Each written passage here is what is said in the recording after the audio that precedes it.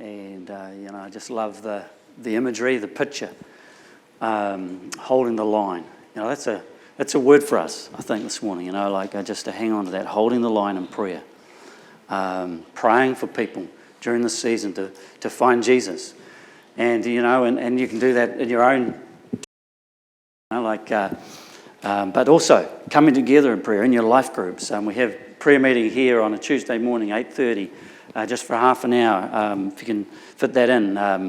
But it's a word for us, hold the line in prayer this time. So thanks for that. Thanks for that team and for Joel for sharing that this morning. We're going to round off our series today, Summer Summits, and who's feeling like summer this morning? I think it's time to end the series. Last week we looked at Elijah and his mountaintop experience there, and he was on the top of the mountain, and they'd been part of this 3-year famine, nearly 3 years with no rain. People were over it, and they were ready, for it to end. And so Elijah's on the mountain. He's before God, believing, praying for breakthrough. And then the rain comes. The land is refreshed, and Elijah comes down the mountain, and there's that verse that we picked up on last week. It says, because he tells Ahab the king to jump in his chariot and start riding to Jezreel. And so Ahab the king, he's in his chariot, being pulled by his horses, and they're running full speed. And there's Elijah, and it said the power of the Lord came upon Elijah. Remember that? The power of the Lord came upon him, and he begins running to Jezreel and overtakes on foot King Ahab being pulled along in his chariot. And it's and you could just imagine that moment, for the King Ahab. He just has a glance, and there's Elijah, just runs right on by. But the thing is that he wasn't doing it in his own strength. It was the power of God that came upon Elijah. And the point I want to make this morning about that is that the same Holy Spirit that empowered Elijah all those years ago is available to you and I today. The same Holy Spirit that raised Jesus from the dead is alive in you. If you put your faith in Jesus, if you're a follower of Jesus, a disciple of Jesus, the same Holy Spirit that empowered Elijah empowers you and I today. Is that good news? Yeah. The power of the Lord came upon Elijah. And so, they come down the mountain and they're running. And I want us to have a look at, what happens next for Elijah. Because it really was a series of, just amazing sort of encounters with God. Incredible things happen. But 1 Kings chapter 19, verse 1, we've heard this morning. As they arrive in Jezreel, what does King Ahab do? Well, it says, now Ahab told Jezebel, who's the queen, everything Elijah had done. So he didn't leave anything out. No detail was missed. Everything, the word everything in the Hebrew language, you know what that means? Someone's done their Hebrew study. It means everything. Everything. Nothing was left out. He told Jezebel everything that Elijah had done, including how he had killed all the prophets, that's the prophets of Baal, with the sword. So he's arrived there, and he's, he's just sharing it all. He's just offloading everything. He's saying, we were on top of the mountain, and Elijah built this altar, and the heavens opened, the supernatural fire came down, and the entire nation of Israel, everyone was on their faces, declaring that He was the one true God. People were worshiping God, and then we came down, and you can just see him telling Jezebel, then Elijah told me to go eat and drink, to start celebrating because rain was coming. We're in the middle of the famine, and he tells me to go start celebrating the rain, and then he heads back up the mountain, and he's before his God, and then all of a sudden the sky starts to darken up, and rain starts falling, and then my lovely wife, my dear, listen to what happened next. And then I'm riding, because he tells me to start riding before the rain really sets in. And so I'm riding along, and then all of a sudden, Elijah, empowered by his God, goes running right on past me, on foot. And so imagine that story as he's sharing that, with her. And think for a minute how Elijah must be feeling. He must be buzzing. He must have this real sense of uncertainty, a certainty for himself that his God is the God of the impossible. His God is just all-powerful. There's nothing his God cannot do. He's just living in that certainty. He's on a high. He's buzzing. And then this happens in the next verse, because he starts to spiral. He's on this high, but Elijah will spiral, he'll come down the mountain, and he goes into this valley of despair. And so what happened? Verse 2. So Jezebel, now she's heard it all, because he told her everything, but the one thing she's picked up on is the fact that he'd put the prophets of Baal to death. And so she's heard that, hasn't really heard anything else. And so she says, she sends a messenger to Elijah to say, may the gods deal with me, be it ever so severely, if by this time tomorrow I do not make your life like that of one of those prophets of Baal. Verse 3, Elijah was afraid and ran for his life. He's been doing a lot of running, so his fitness is going to be good. At least that's one positive thing there for him. So he's running in the opposite direction, and he's filled by this fear. He's afraid, and he's running for his life. Well, what is he running from? What is Elijah running from here? Because, there were no chariots and horses didn't arrive. There were no soldiers. There was no, fighting men didn't arrive with swords and spears. There were no weapons. People didn't arrive with chains to arrest him and drag him off as a prisoner. It was just a messenger. So someone rolled up, maybe on their horse, and found Elijah and just shared some words with him. Just shared some words. And as they shared these words, Elijah hears these words that have been passed on, and he begins to run in fear. He begins to run in fear. He's running from the voice of Jezebel. And, there is a lot of fear around at the moment. There is a lot of fear. People are afraid. There's fear. There's fear of, the virus. There's fear of, some say the fear of the virus is actually greater than the virus itself, because that's how afraid some people are. Fear of not knowing what's ahead. Joel's already talked about that. The uncertainty, the unsettledness can create fear. Fear of having to isolate. Fear of, if you're a parent, fear of having the kids at home again and having to do homeschooling, online schooling. All sorts of fears. But see, what sometimes can happen with fear is that it can cloud our perspective of how awesome and how powerful and how amazing our God is. See, the moment that Elijah is afraid, he is blinded to the miracles that have just happened. He cannot see. The moment that fear has gripped his life, he has lost sight of all that God has just done. See, what fear does, it can reduce God to something smaller than the thing we're afraid of. That's what fear can do. It can. Look at Elijah. He starts off, his God is big. His God is amazing. There's nothing my God can't do. He's incredible. And then he hears these words, and he's filled with fear, and all of a sudden, Jezebel balloons out, and all he can see is this queen, and he's afraid of her, and God is reduced down to something that's somewhere behind that he can't see anymore.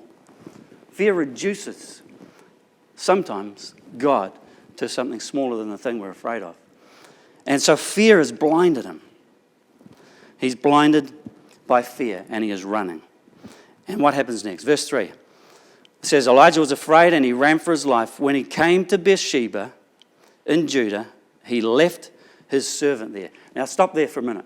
I want us to, those few words, because I've read this before, and maybe some of you as well, but I've never really thought about this detail. He left his servant there. Now this is a key. This is significant because actually a better word for servant in the Hebrew context would be apprentice, I think. So, this apprentice, this young man who is following Elijah everywhere. If Elijah goes this way, he follows Elijah this way. If Elijah goes that way, he's going that way. He's watching Elijah's every move. He's listening to everything Elijah is saying, because he is in training to become like the prophet. He's learning everything he would need to do to one day maybe pick up the mantle, to take the baton. And so he's like an apprentice. He's in training. Elijah is pouring his life into this young man so that he has been one day ready to maybe even be the prophet for the nation. And so it's this guy did everything with Elijah. And here he is, this detail, he's leaving him behind. He left his servant. It's not a good move. Man, this is the one person who's been with him the whole time. This is the one person who's been with him and seen God move powerfully, right up close. And, this is the guy, remember the story, who's on the top of the mountain, and while Elijah's on his knees praying, and he sends the servant out to have a look. And 7 times he'll run out and run back. And this guy that we're talking about right now that he's leaving behind was the one who first saw the signs of breakthrough. He was the one who first saw the cloud and came back and said, there's a cloud as small as the size of a man's hand. So he was there with Elijah all that time. If there was anyone who was going to remind Elijah of how powerful his God is, it was this guy. If there was one person who could see or help Elijah see beyond his fear, it would be this young man. And what is Elijah doing? He is cutting himself off. He's isolating himself from his servant. And that's dangerous. It's never good to isolate ourselves. But in particular, cutting ourselves off from people who will bring life, who can help us see and remind us of how amazing our God is. So he leaves his servant behind. So we're just going to have a look and track this journey for Elijah as he spirals. So the first thing that happens is, number one, he's blinded by fear. He's lost sight of how amazing his God is. He's blinded by fear. The second thing he does is he isolates himself. He leaves his servant. He leaves the one person who can help him see beyond his fear and get his eyes back on God. And then, verse 4, we carry on. Then Elijah, he himself went a day's journey into the wilderness. He came to a broom tree, sat down under it, and prayed that he might die. I have had enough, Lord, he said. Take my life. I am no better than my ancestors. Then he lay down under the bush and fell asleep. He prayed that it might be over. Now, what happens next in the story? Like a few weeks ago, Joel shared what happens next, and another mountaintop experience is coming for Elijah, and I encourage you to please listen to that. This is like last week, this week, and then we're going to jump back into Joel's message a few weeks ago to hear what happens next. But he prayed, here he is praying it, that it might be over. But I want you to see what he's doing in his prayer. In his prayer, he is comparing himself to his ancestors. He's comparing himself to other people. Another really dangerous thing to do. If you're not traveling well, if you're having a difficult time, one of the worst things you can do is start comparing yourself to others. Comparison is the thief of joy. Comparison is the thief of joy. And especially if you're not traveling well, if you jump on social media and start scrolling through and you're not doing so well and you see, well, look what's happening for them and them, it will suck the joy out of you. Comparison will rob you of joy. And so this is the worst thing for Elijah to be doing, is to compare himself. This is just fueling his spiral into the valley. On the flip side of that is the best thing you can do to fuel your pity party is to compare yourself to others. Now you can take that to the bank. The best thing you can do if you want to fuel your own woe is me, well, just compare yourself. Jump on social media. That'll help you. That'll help the spiral. Guarantee it. So here we got Elijah. He's blinded by fear. He's isolated himself, and now he's comparing himself to others. And then he falls asleep, and he can't face another day. And we're talking about the great prophet of God. We know Elijah. We've read the stories. We've the miracles, how God moved. He's the one who firsthand just experienced so much of God's power in his life. Great prophet. And now here he is asleep in the depths of despair. Why? How did it start? What was going on? Well, we know it started because he listened to the wrong voice. He listened to the message that came from Jezebel, and he was running from her words. If there's one thing that the story about Elijah can tell us today, is that it does matter who we listen to. It does matter whose voice we tune into. It matters who we allow to speak over our lives. It matters who we allow to speak into our life. Because, the people that speak, the words that we listen to, they have an impact on us. You can be going along and life is going really well. You're having a really good run of things. God is good. It's mountaintop, going great. Then you can have a conversation. Someone might say something, speak something to you, and it, it hurts or it offends, and it cuts you down. And all of a sudden, like Elijah, you can begin to spiral just because of someone's words. Someone said something.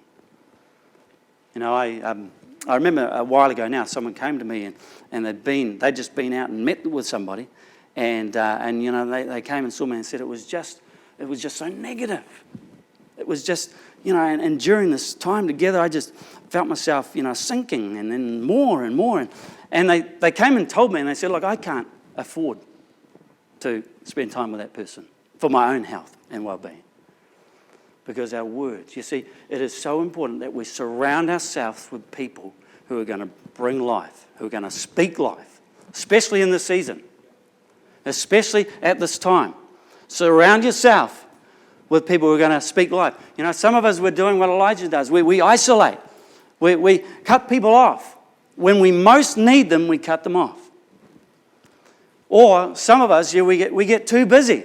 Our life fills up. Things crowd in. And all of a sudden, we haven't got time to sit with or meet with the people who are going to be the key people to speak life, to encourage, to uplift in those times when we need it. Elijah, he was blinded by fear. He isolated himself, and he compared himself to others. It started because someone spoke, and he listened. And the story might have been different if he, had kept his servant, his apprentice close by, had that person stay with him, gave them some space to actually remind him, come on, Elijah, can't you remember the fire from heaven? That's bigger than these words from this queen, Jezebel. She's talking about a God that is powerless. You remember the prophets of Baal dancing around on the mountain, cutting themselves, and nothing was happening. Don't listen to her threats.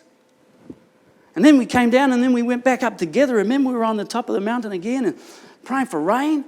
God opened the heavens.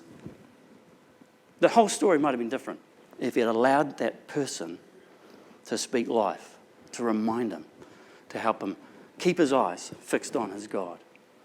And I think it's important for you and I in this day to allow people to speak in such a way that would keep our eyes fixed on our God. See past our fears. See past that thing that's weighing us down or worrying us or that we're struggling with right now.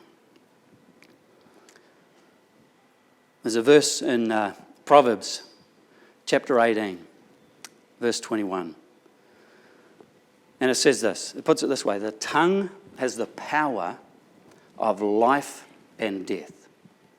The tongue has the power of life and death. The stakes are high. The stakes are high when we think about what we say. Your words, my words, our words can either bring life to people or they can bring death. The things that you and I say can either build people up, they can affirm them, and they can encourage them, they can edify, or they can cut them down, they can discourage, they can destroy.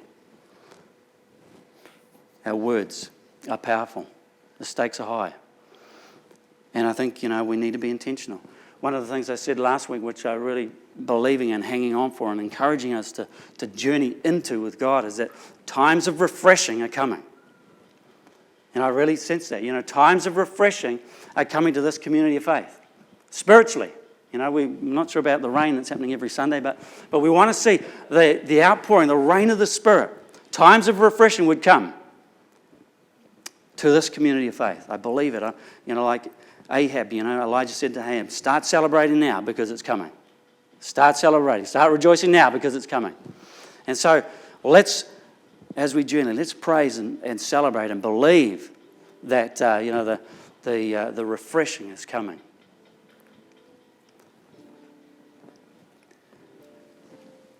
One of the ways, like I was sitting with my life group and we were just sharing about these times of refreshing. And so I asked the question, what is it? How are you refreshed spiritually in your journey? It's a good question to ask. If you're part of a life group, leading a group, ask your group, how are you refreshed spiritually in your journey? Because we're all refreshed. There are different things. If we went around this room right now, you'd all say different things that really refresh you that in your faith journey with God. So I asked our group, and Glenn Dornbos, he was there, and he sort of dropped a pearl, which sort of really motivated this message this morning, actually. He said for him, what really refreshes him is sitting with people that bring life. Sitting with people that bring life. And, he named some people and shared about how you spend time with these people and you just leave and you feel better. You feel, life was in that relationship. Sitting with people that bring life. And one of the ways, I just believe that we as a community of faith, how God is going to refresh us is by doing that, sitting with each other and through our words to each other, speaking life, speaking blessing to each other.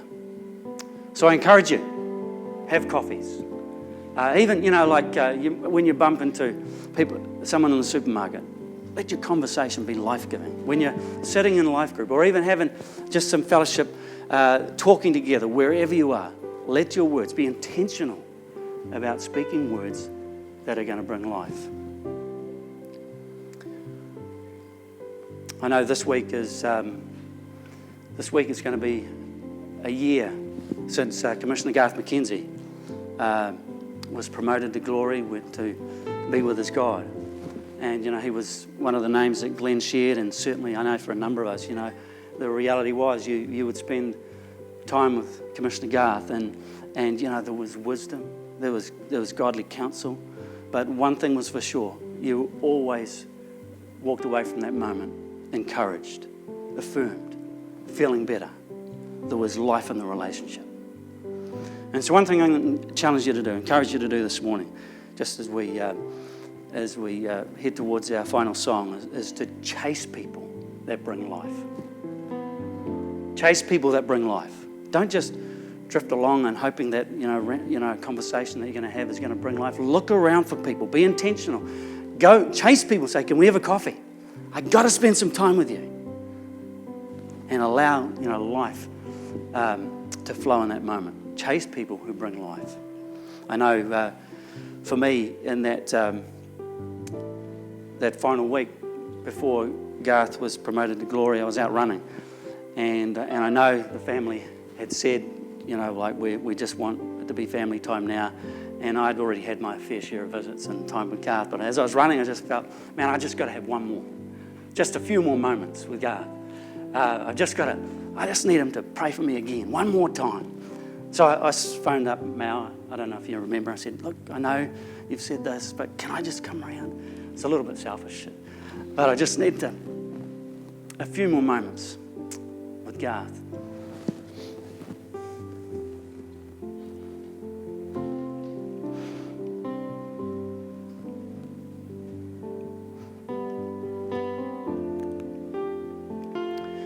And I just remember him in the room, just placing his hands on me and praying for me. Praying, words, God, if there's something that I carry that you'd want to pass on to Robert, if there's something that he can carry on in his life, Lord, would you do that now? Release it into him. Man, it was just life-giving. Even in those last moments, time with Garth was life-giving. Chase people. They're going to speak life to you. I remember just leaving the house and just sitting in the car. I'm howling, and I know, everyone was crying. It was just a really great time in the presence of God, and as God just moved through Garth. But something was different. I felt edified. I felt uplifted just by sitting with this man. So I encourage you to do that in these days. So important, you know. If your schedule is super busy, change your schedule. Put some time in where you can sit with people who are going to speak life. When you bump into someone in the supermarket, be intentional about being positive and uplifting in that moment, especially about our church. Don't slip into tearing down the church or talking badly about your church. This is our church. When we get an opportunity to speak about SAJ, this community faith that you're a part of, talk it up. Be positive. Push back on the negative. It's time to speak life. This is the hour to speak life to each other.